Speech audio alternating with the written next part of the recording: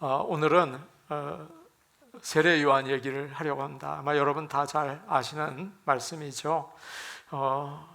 그러나 세례 요한 이야기는 좀 우리 마음에 찔림이 있어요. 그래서 오늘 찔리시고 그리고 은혜 받으시기를 바랍니다.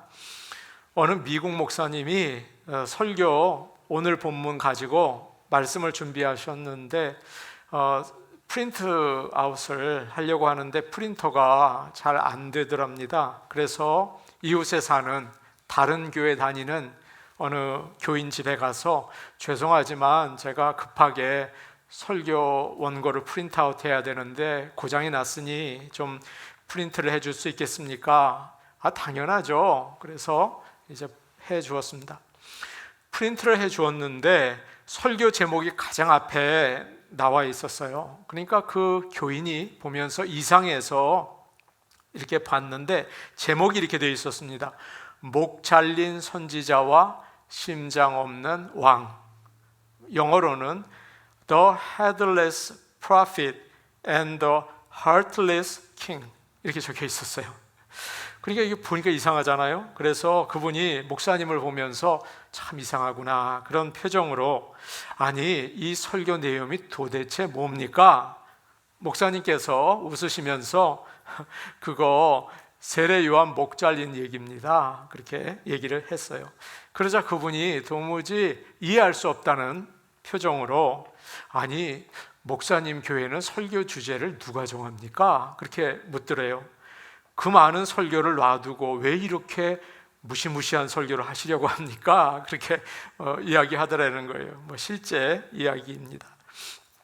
보통 교회에서는 전도, 구원 이야기, 교회와 가정과 일터에서 우리가 어떻게 신앙생활을 할까 그런 설교를 하죠.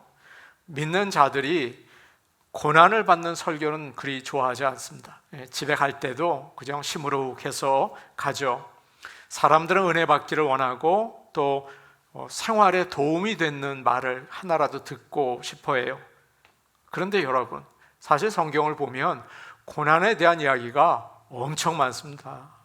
한 페이지 건너서 나올 정도로 많아요. 굉장히 많습니다.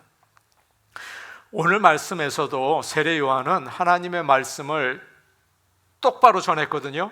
그랬는데 그게 미움을 받아요. 그리고 죽습니다.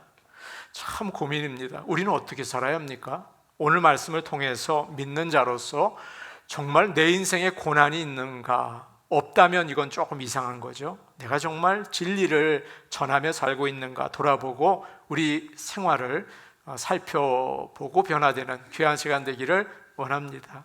아멘. 1절과 2절 말씀 우리 같이 보겠습니다. 1절, 2절입니다. 함께 보십니다. 시작. 그때에 분봉왕 헤롯이 예수의 소문을 듣고 그 신하들에게 이르되 이는 세례 요한이라 그가 죽은 자 가운데서 살아났으니 그러므로 이런 능력이 그 속에서 역사하는도다 하더라. 아멘. 지금까지 예수님은 사역을 하시면서 하나님의 말씀을 전하시고 또 여러 가지 기적을 행하셨죠. 우리가 다 아는 것처럼 말입니다. 사람들의 병을 고치고 귀신을 내쫓고 죽은 자를 살리셨습니다. 그런데 그 당시에 분봉 왕이었던 헤롯이 예수님에 대한 소문을 들은 것입니다. 소문이 많이 퍼졌다는 얘기죠. 왕이 들을 정도니까요.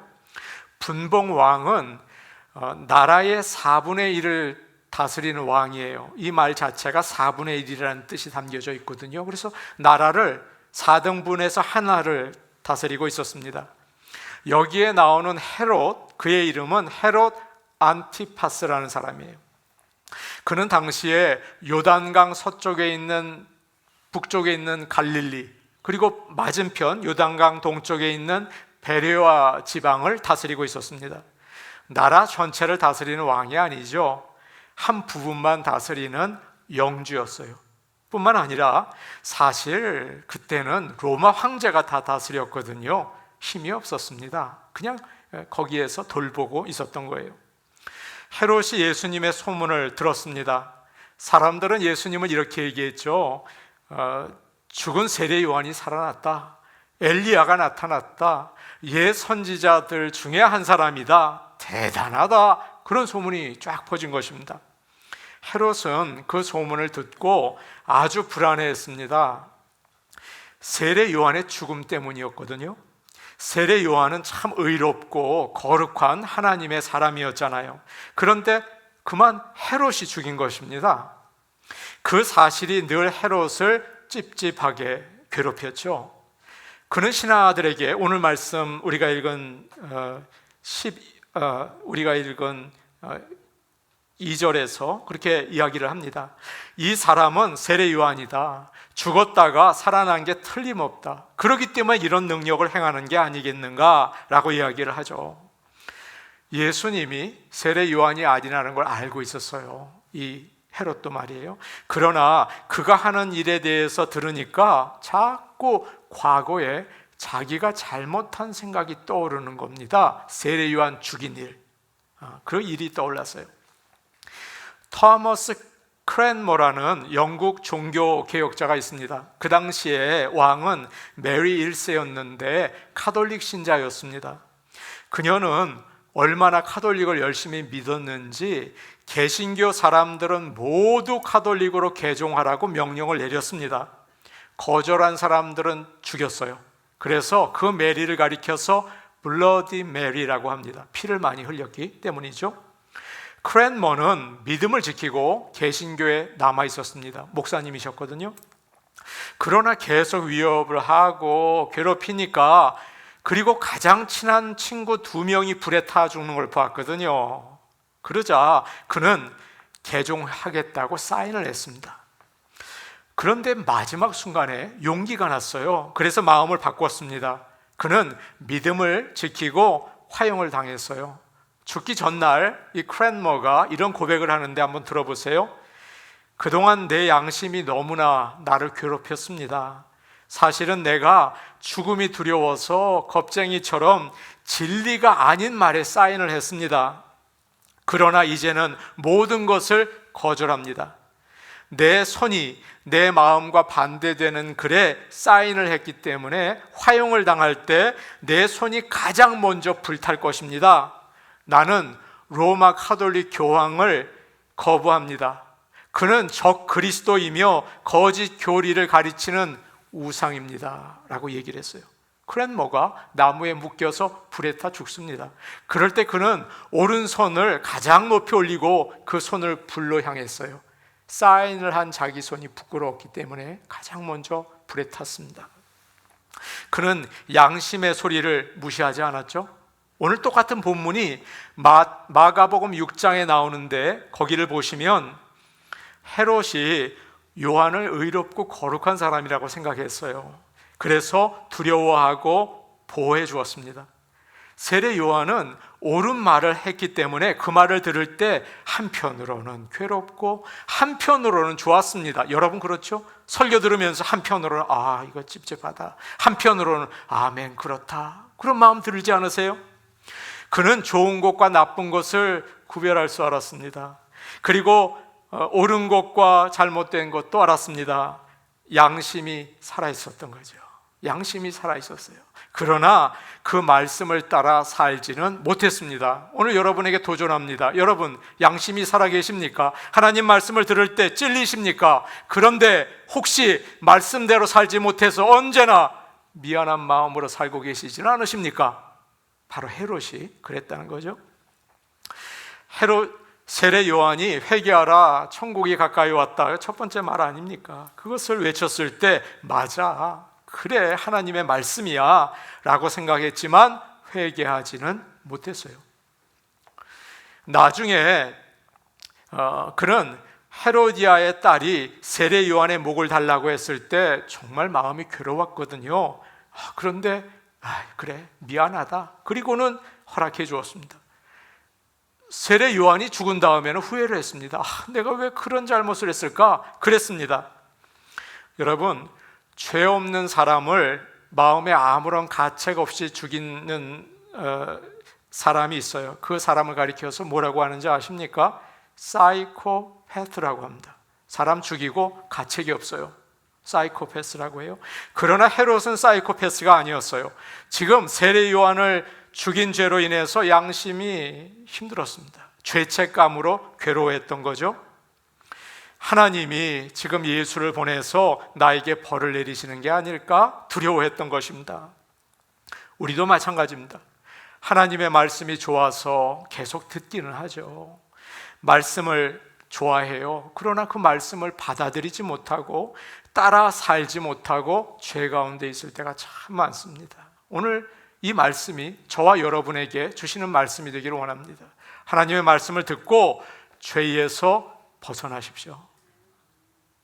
여기 벗어나야 합니다. 그 듣고서 아멘 참 은혜롭다 그런 말씀이 아닌 거예요. 말씀을 듣고 죄에서 벗어나시기를 축복합니다. 아멘. 그래서 우리는 헤롯처럼 양심의 소리를 무시하지 않고 회개해야 합니다. 회개의 훈련을 우리는 받아야 합니다. 어느 목사님이 젊었을 때 시카고에 있는 한 교회에서 부교육자로 심호를 했습니다. 처음에 예배를 인도하는데 강대상에 올라가서 예배 부림을 하게 되었습니다. 그런데 그 목사님이 회개하라 천국이 가까이 왔느니라 그 말씀을 읽은 거예요. 그러자 올겐 반주가 흘러나왔습니다. 이런 찬송이었어요. 예수가 우리를 부르는 소리 그 음성 부드러워. 우리 아는 찬송이죠. 예배가 끝나자 담임 목사님이 이 젊은 목사님을 불렀습니다.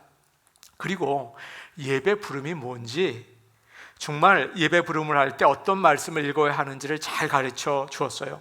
이 목사님이 참 감사하게 받아들였습니다. 아, 내가 맞지 않는 말씀을 예배 부름 때 했구나 그 생각이 들었어요. 그런데 3년이 지난 후에 어느 청년과 이야기를 나누게 되었습니다. 그 청년이 하는 말이 목사님 3년 전에 목사님이 처음 우리 교회에 오셔서 예배를 인도하셨을 때 저도 그 주일 처음으로 이 교회에 나오게 됐습니다. 그런데 제가 목사님이 예배 부름을 부르셨을 때 깜짝 놀랐습니다. 와, 이런 말씀으로 예배 부름을 하는 교회가 있네. 죄를 심각하게 생각하고 성도들에게 회개를 요청하는 교회가 아직도 있네. 이 교회는 바로 내가 다녀야 할 교회다. 그렇게 생각하고 제가 이 교회를 다니기 시작했습니다. 그런 얘기를 하더라는 거예요. 사랑하는 여러분, 헤롯의 양심은 살아있습니다. 여러분도 아마 말씀을 들으면서 양심이 살아있으셔서 아멘, 맞아 라고 하실지 몰라요. 그러나 요한의 말이 맞아. 헤롯은 그렇게 생각을 했지만 내가 잘못했다 그런 생각을 하면서도 헤로디아를 데리고 살았습니다.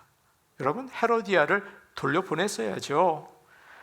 회개하고 돌아서야 하는데 그러지 못하고 나중에 끝까지 가서 세례 요한을 죽이는 큰 죄를 짓게 되었습니다. 설교를 들을 때마다 아이고 나는 정말 그걸 끊어야 하는데 기도할 때마다 하나님 내가 참 부끄러운 일을 하고 있습니다 하면서도 평생 가지고 가는 사람들이 있습니다. 그것이 우리를 후회하게 만들고 가슴을 치게 만들고 부끄럽게 만들죠. 사랑하는 성도 여러분, 이 시간 그런 것이 있다면 결단하고 하나님 앞에 회개하는 귀한 아침이 되시기를 축복합니다. 아멘. 3절과 4절 말씀 우리 같이 보겠습니다. 3절, 4절 말씀입니다. 함께 보십니다. 시작. 전에 헤롯이 그 동생 빌립의 아내 헤로디아의 일로 요한을 잡아 결박하여 옥에 가두었으니 이는 요한이 헤롯에게 말하되 당신이 그 여자를 차지한 것이 옳지 않다 하였음이라. 오늘 말씀 3절부터 헤롯이 전에 세례 요한을 죽인 이야기를 하고 있습니다. 옛날 이야기를 하고 있는 거죠. 헤롯은 아라비아 왕의 공주와 결혼을 해서 살았습니다. 그런데 헤롯에게 빌립이라는 배다른 동생이 있었습니다. 빌립도 왕이었는데 그 자리에서 쫓겨나서 로마에 가서 살고 있었습니다. 어느 날 헤롯이 로마에 가서 동생 집에 머물게 되었는데 그 집에서 지내다가 동생의 아내인 헤로디아와 눈이 맞았습니다. 마음에 들었던 것이죠. 여러분 생각해 보십시오. 유부남과 유부녀가 눈이 맞은 거예요. 그래서 헤롯은 제수에게 동생을 버리고 나와 함께 살자, 그렇게 유혹을 했습니다. 그리고 결혼을 하자고 청혼을 했어요. 그런데 이 헤로디아라는 여인도 아주 욕심이 많았습니다. 평민인 남편보다 왕인 헤롯이 마음에 들었는지 헤롯을 따라갔어요. 어떻게 되었을까요? 헤롯은 본 부인을 버리고 헤로디아와 결혼을 합니다. 자, 제일 견디기 힘든 사람이 누굽니까? 헤로디아의 남편인 빌립이죠. 그리고 헤롯의 아내였던 아라비아의 공주입니다. 나중에 이 일로 큰 전쟁이 일어납니다. 아라비아의 공주의 아버지, 그러니까 아라비아의 왕이죠, 이 헤롯과 전쟁을 하게 됩니다. 자, 여러분, 제 설명을 들으셨죠? 이 이야기를 들으니까 무슨 생각이 드십니까? 막장 드라마 같지 않으십니까? 헤롯은 잘못인 줄 알면서도 순간적인 쾌락을 위해서 죄를 지었어요. 이유 없이 아내를 버리고 제수와 유혹을 유혹해서 결혼을 했습니다. 사람들이 헤롯의 잘못을 알고 있었지만 무서워서 아무 말도 못하는 거예요. 뒤에서만 수근수근, 우리 왕이 아마 그렇게 수군거린 거죠. 그런데 그때 침묵을 깬 사람이 바로 세례 요한입니다. 헤롯은 강한 힘을 가진 사람이죠. 사람들을 마음대로 할 수 있었습니다. 왕의 잘못을 함부로 이야기하면 그 자리에서 죽여버리는 것은 아무 일도 아니었습니다. 그래서 그 앞에서는 조심해야 되고, 그래야 유익이 있고 살아남을 수가 있었던 거죠. 대통령 비서실에 있었던 사람의 이야기입니다. 사람들이 대통령을 만나려고 약속을 하고 찾아온답니다. 만나기 전에 대통령에게 무슨 이야기를 할지를 다 이야기를 한대요. 오늘 대통령을 만나면 꼭 해야 할 말이 있습니다. 이거 시정해 달라고 제가 이야기하겠습니다. 문제가 심각하기 때문에 대통령은 정말 빨리 이 일을 해야 할 것입니다. 그렇게 막 이제 흥분해서 이야기를 한다는 거예요. 근데 막상 그들을 데리고 대통령실에 들어가면 완전히 얘기는 달라진답니다. 대통령께서 나오십니다. 그러는 순간 모두 무슨 약을 먹은 것처럼 정신이 싹 바뀐대요. 기다릴 때는 마치 사자처럼 만나기만 해봐라, 내가 그냥 한마디 하겠다 그랬는데, 막상 대통령 앞에 가면 그곳에 온 것만으로도 감사한대요. 야, 참 감사하다. 그리고는 모두 순한 양이 된다는 것입니다. 아, 그렇군요, 맞는 말씀입니다. 이렇게 하고 나온대요. 여러분, 그 참 놀랍대요. 그 비서실에 있던 사람이 하는 이야기입니다. 이처럼 권력 앞에서는 한없이 약해지는 게 사람이죠. 그런데 세례 요한은 조금 이상했습니다. 왕을 두려워하지 않는 겁니다. 헤롯과 그의 아내의 죄를 강하게 꾸짖는 것입니다. 세례 요한은 예수 그리스도가 오시는 길을 준비하는 사람이었습니다. 예수님을 위해서 정말 헌신하는 사람이었죠. 그래서 예수님을 맞이할 수 있도록 사람들에게 회개하게 한 것입니다. 세례 요한이 하는 것은 땅을 평평하게 하는 일인데, 그것은 교만한 사람, 또 비천한 사람의 마음을 회개하게 해서 예수님을 맞이하게 한 것입니다. 회개하지 않는 바리새인과 사두개인들을 향해서, 야, 이 독사의 자식들아, 누가 너희에게 다가오는 하나님의 진노를 피하라고 하더냐, 그렇게 겁 없이 말을 한 거죠. 그는 사람의 비위를 맞추거나 타협하는 사람이 아니었어요. 하나님만 두려워하는 사람이었습니다. 아마 헤롯이 세례 요한이 유명하다는 말을 듣고 부른 것 같습니다. 그의 궁으로 데리고 왔어요. 혹시 오늘 무슨 은혜로운 말씀을 나에게 줄까 기다렸던 것 같아요. 그런데 요한이 이렇게 말을 한 것입니다. 하나님이 신명기에서 분명히 누구든지 그의 형제의 아내를 데리고 살면 더러운 일이라고 했습니다. 왕 잘못하셨습니다. 회개하십시오. 돌직구를 던진 거예요. 그것도 성경 말씀을 가만히 보면 한 번 말한 게 아니에요. 계속 그 말을 한 거예요. 결국 헤롯은 그를 좋아했지만 할 수 없이 감옥에 가두게 되었습니다. 여기서 우리는 세례 요한의 거룩한 담대함을 보게 됩니다. 그는 잘못한 것을 보았을 때 가만히 있지 못하는 성격이었어요. 어디에서든지 누구에게든지 죄를 꾸짖었습니다. 이 말을 하면 어떻게 될까? 나에게 어려움이 오지 않을까? 그런 생각 안 하는 사람입니다. 하나님의 말씀을 전했어요. 비록 젊은 나이에 세례 요한이 죽었지만 오늘날 우리에게 큰 도전을 주는 사람 아닙니까? 우리는 어떻습니까? 이제 우리 얘기를 좀 해보죠. 교회에 열심히 나오시고 열심히 성경을 읽어요.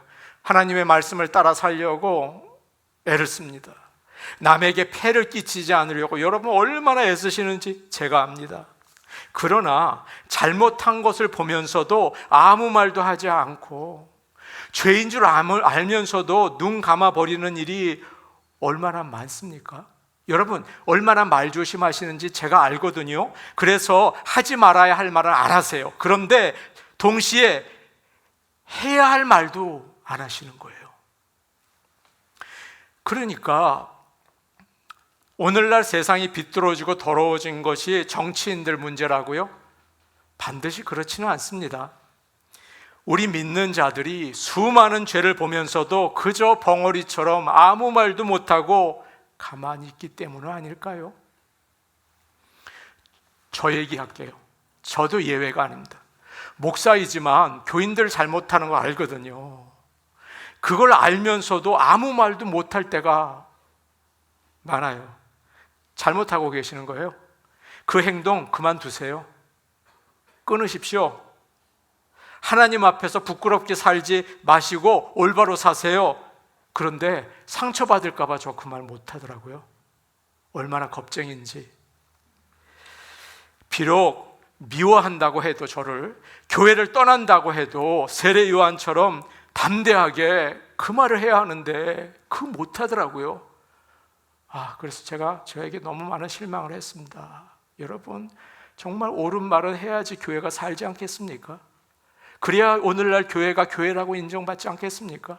그게 무슨 교회입니까? 비스무리하게 사람만 많이 모아놓은 거지. 교회는 교회가 되어야 합니다. 5절과 6절 말씀 우리 같이 보겠습니다. 5절과 6절 말씀입니다. 같이 보겠습니다. 5절 6절입니다. 시작. 헤롯이 요한을 죽이려 하되 무리가 그를 선지자로 여김으로 그들을 두려워하더니 마침 헤롯의 생일이 되어 헤로디아의 딸이 연석 가운데서 춤을 추어 헤롯을 기쁘게 하니. 누구나 자기의 잘못을 지적하며 싫어합니다. 싫어하여 발끈합니다. 대들어요. 얼마나 자기를 변명하는지 한마디 하고 10마디 듣습니다. 그러나 세례 요한이 무섭게 죄를 지적하고 회개하라고 막 외치는데 사람들이 너무 좋아하는 겁니다. 참 그를 선지자로 인정을 하는 겁니다. 그래서 헤롯도 함부로 손을 못 댔던 것입니다. 그런데 헤로디아가 아주 악한 여인입니다. 성경에 나오는 두 여인 이세벨과 헤로디아, 그 중에서 헤로디아가 더 악합니다. 세례 요한을 아주 미워해서 이 사람을 어떻게 죽일까를 고민한 겁니다. 아주 교묘한 계획을 세웠어요. 드디어 헤롯의 생일이 되었습니다. 모든 귀족들을 초대해서 큰 잔치가 벌어졌습니다. 왕의 생일 잔치 아닙니까? 얼마나 성대했겠어요. 사람들은 정말 기름진 음식을 먹고 술에 취했죠. 흥이 오르니까 헤로디아가 딸에게 춤을 추라고 했습니다. 원래 그것은 노예들이 춤을 추는 거거든요. 살로메, 여러분 영화 보신 분 계세요? 살로메라는 여인이 나와서 춤을 추는데 얼마나 선정적인 춤을 추는지 모릅니다.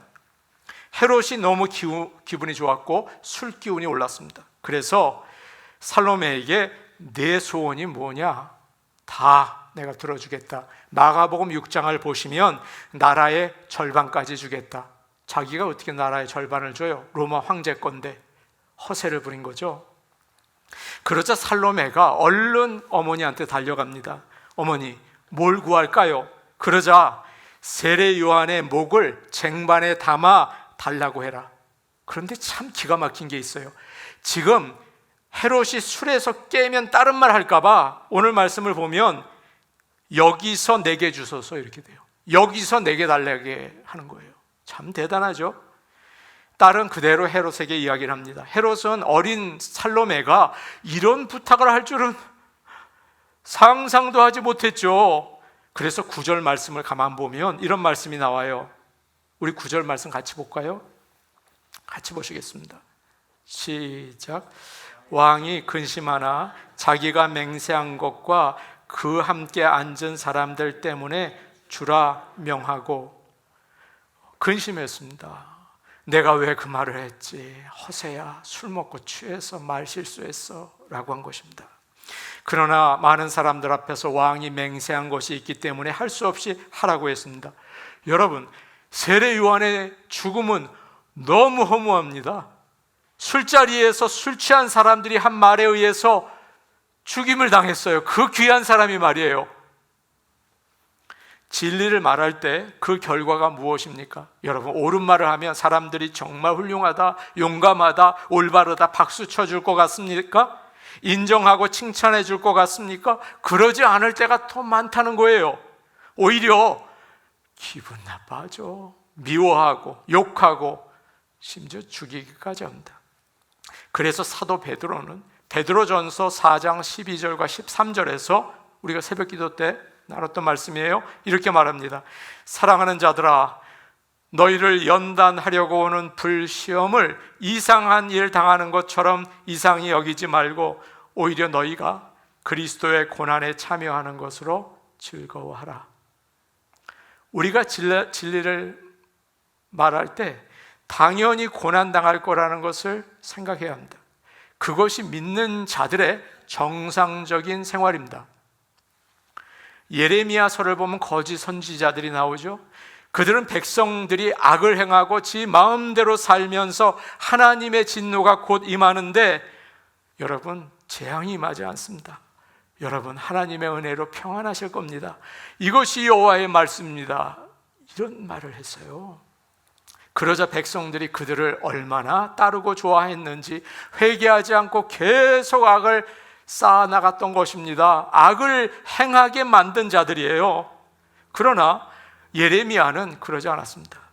반드시 틀림없이 바벨론 군대가 와서 여기다 태워버리고 다 이 성에 있는 사람 죽습니다. 항복하십시오. 그러면 살지 모릅니다 라고 이야기를 했죠. 왕이 그를 감옥에 가두고, 그리고 물이 없는 구덩이에 이어서 예루살렘이 멸망할 때까지 거기 두었어요. 얼마나 힘들었겠습니까?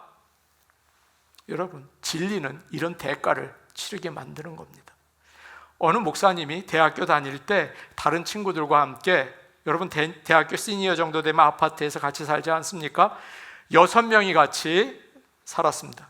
그 중에서 5사람이 목사님이 되었고 나머지 한 사람도 목회를 했습니다. 그런데 어떤 일이 생겨서 그 나머지 한 사람이 그만두게 되었습니다. 어느 날 그 친구가 비행기를 타고 이 목사님을 찾아왔습니다. 그리고는 힘들어하면서 얘기를 했어요. 지금 나는 하나님을 믿지 않고 동성애자로 살고 있네. 근데 예전에 하나님을 믿었기 때문에 마음이 편치 않아. 나를 위해서 좀 기도해 주겠나? 목사님이 그에게 물어봤다고 해요. 혹시 다른 친구들과 또 교회 리더들이 자네에게 무슨 말을 해주던가? 그러자 모두 다 내 상황을 이해해 주더군. 그리고 따뜻하게 나를 대해 줬어. 그 이야기를 하더라는 거예요. 이 목사님이 그 말을 듣고 마음이 아팠대요. 마음이 찢어지는 것 같더래요. 따뜻하게 받아주는 게 이 친구를 사랑해 주는 걸까? 그런 생각이 들었기 때문이랍니다. 진정 이 친구에게 필요한 것은 이해가 아니라 회개하고 돌아가는 것이다. 목사님은 그 자기의 생각을 그냥 솔직하게 얘기를 했대요. 내 마음이 너무 아프고 속상하다. 하나님도 화가 나셨을 거다. 잘못된 거다.